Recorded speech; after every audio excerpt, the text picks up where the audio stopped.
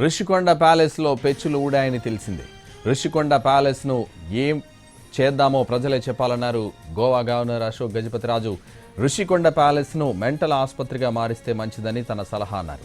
ప్రజాధనాన్ని ఎప్పుడూ ప్రజాహితం కోసమే వాడాలని వైసీపీ పాలనలో అందరినీ ఇబ్బంది పెట్టారని ఆరోపించారు గోవా గవర్నర్. ఏదో విశాఖపట్నంలో చాలా పెద్ద ప్యాలెస్ కట్టేశారు, పెచ్చులు ఊడుతున్నాయట. నాకైతే ఆశ్చర్యం వేసింది. 200 కోట్లు పెనాల్టీ కూడా కట్టారు దానికి. అంటే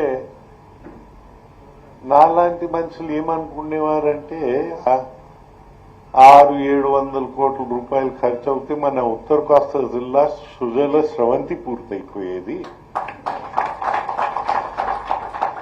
ఇప్పుడు మనకు ప్యాలెస్ మిగిలింది.